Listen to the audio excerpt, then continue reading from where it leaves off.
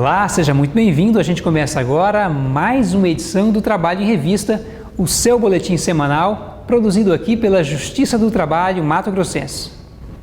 O TRT sediou neste mês de abril a primeira reunião do ano do GETRIM, o Grupo de Trabalho Interinstitucional de Mato Grosso. Formado por mais de 30 entidades, o grupo desenvolve ações voltadas à prevenção de acidentes no ambiente de trabalho. Em sua primeira reunião do ano, o GETRIM pôde avaliar as ações realizadas em 2013, principalmente os projetos com as Comissões Internas de Prevenção de Acidentes, as CIPAs. Nesse ano de 2014, a nossa proposta é, além de levar as CIPAs para essas unidades judiciais, nós também retomarmos o foco.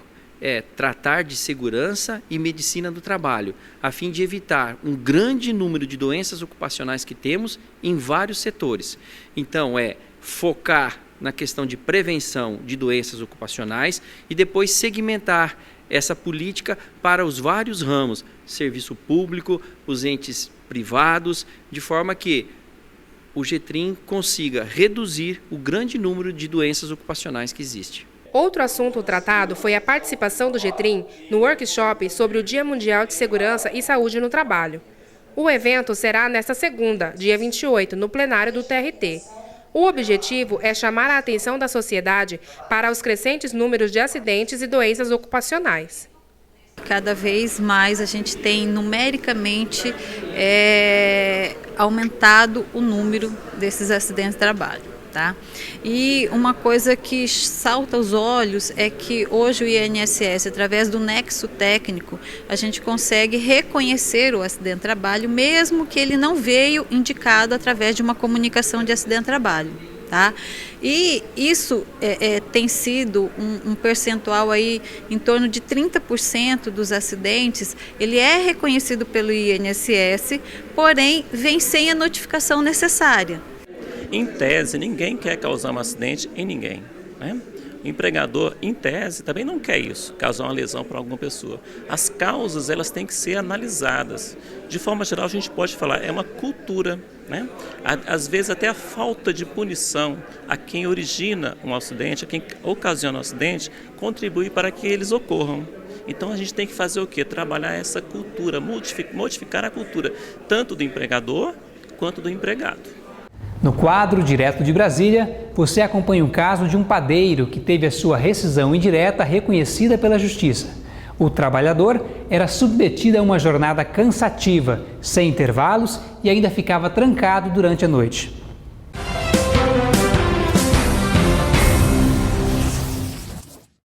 Antônio trabalha 8 horas por dia, de segunda a sábado. A rotina é cansativa. Ele chega a produzir pelo menos 1000 pães diariamente. Mas, embora seja um trabalho estressante, como ele mesmo define, o padeiro afirma que não tem do que reclamar. Graças a Deus, nunca tivemos problema não. Tudo direitinho, tudo certinho. Quanto a isso... As condições de trabalho de Antônio são bem diferentes da de um padeiro da cidade de Arujá, em São Paulo, que decidiu recorrer à justiça para ter reconhecido o pedido de rescisão indireta, que é quando o trabalhador pede o fim do contrato de trabalho, mas tem garantido o direito às verbas rescisórias. O homem já não aguentava mais a jornada cansativa, sem intervalos ou folgas semanais. Ele ainda tinha que trabalhar trancado no estabelecimento durante a noite. A panificadora foi condenada em primeira instância, mas recorreu ao TRT de São Paulo sem sucesso. Para o regional, o empregador não providenciou condições dignas de trabalho ao padeiro, descumprindo obrigações contratuais. O caso chegou aqui no TST. A empresa tentou apontar divergência jurisprudencial para que o recurso fosse admitido. Mas para a 7ª turma, isso não ficou comprovado. O padeiro conseguiu a rescisão indireta e agora vai receber as verbas trabalhistas. Um ano após entrar em vigor, a emenda constitucional que regulamenta o trabalho doméstico ainda traz muitas dúvidas e polêmicas. Para esclarecer o assunto, a gente conversa no próximo bloco com o juiz Ivan Tessaro, presidente da Associação dos Magistrados da Justiça do Trabalho aqui de Mato Grosso. Não saia daí, que a gente volta já.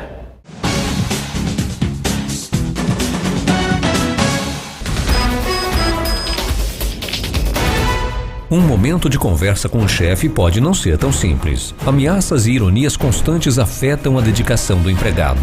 Em um bom ambiente de trabalho, não tem lugar para o assédio moral. O sucesso dessa harmonia está em cuidar das relações. E isto é um compromisso de todos. A Justiça do Trabalho não acontece só nos tribunais. Ela é feita por todos nós. Tribunal Regional do Trabalho de Mato Grosso.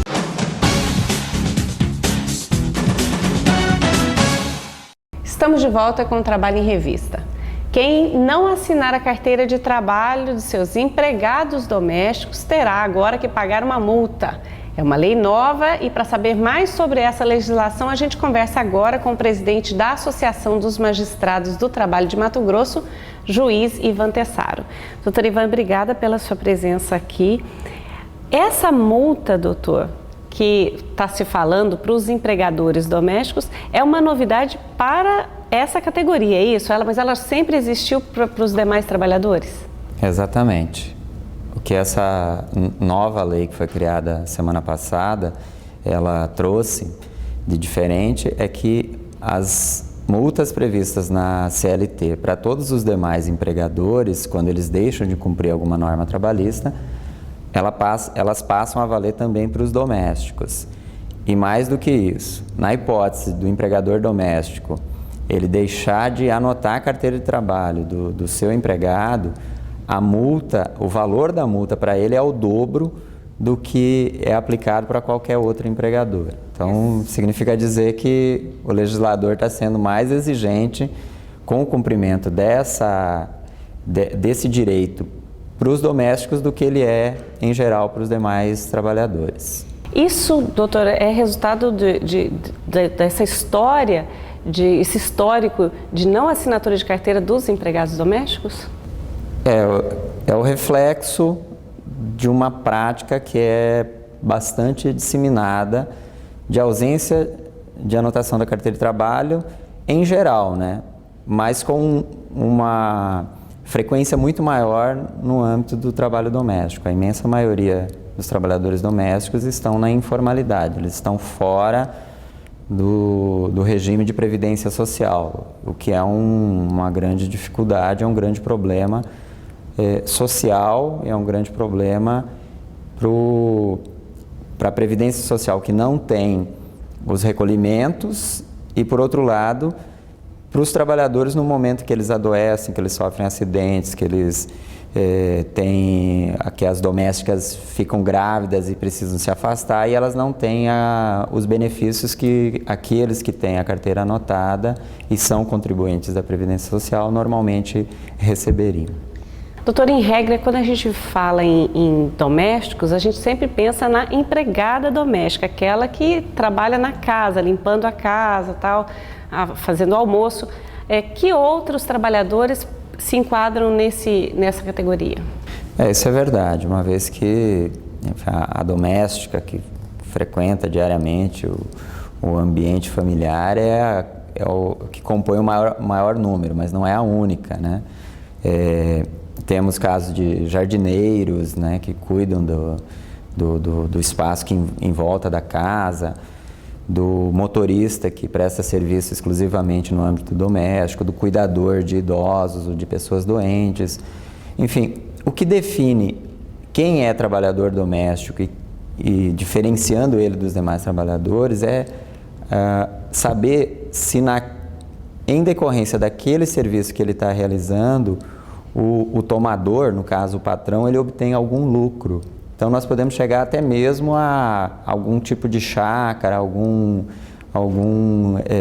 espaço de recreio na beira do rio, na beira de um lago, na praia, etc., em que, ainda que exista ali uma produção mínima de mera subsistência ou para mera utilização das pessoas, que é uma pequena horta, a criação de alguns animais que são consumidos ou pelas pessoas que ali trabalham ou pela família, mas sem um excedente que é comercializado, todos esses serão domésticos. É o caso então do caseiro, doutor? Exatamente, é a hipótese do caseiro que cuida de uma chácara de recreio e a produção que ele eventualmente exista ali naquele local, não é destinado ao comércio, então ele continua sendo um doméstico. Falando em empregados domésticos, doutor, é um assunto que nos últimos 2 anos veio à tona com a ampliação dos direitos.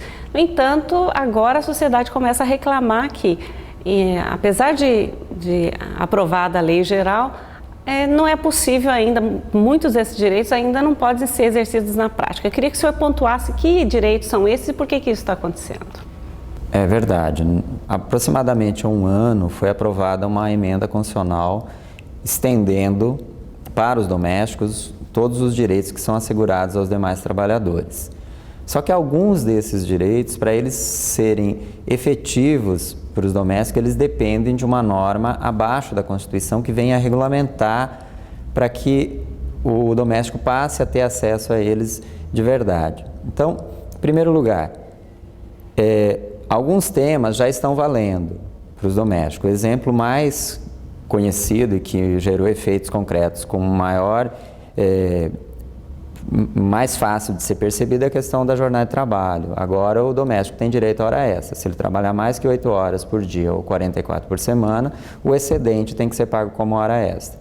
Por outro lado, um conjunto importante de direitos ainda depende de regulamentação. Exemplos como fundo de garantia, seguro-desemprego, adicional noturno, salário família e entre outros, esses aguardam a aprovação de uma lei que venha a regulamentar a emenda constitucional. Essa lei já foi aprovada no Senado Federal, remetida para a Câmara dos Deputados, e lá na Câmara dos Deputados ela aguarda um consenso ser construído em torno de pelo menos um ponto que está sendo polêmico e que tem atrasado o andamento do trâmite legislativo lá dentro. Um ponto só? O principal ponto que tem causado esse retardamento é a contribuição sindical. Os parlamentares ligados aos sindicatos, eles querem que o projeto que veio do Senado seja alterado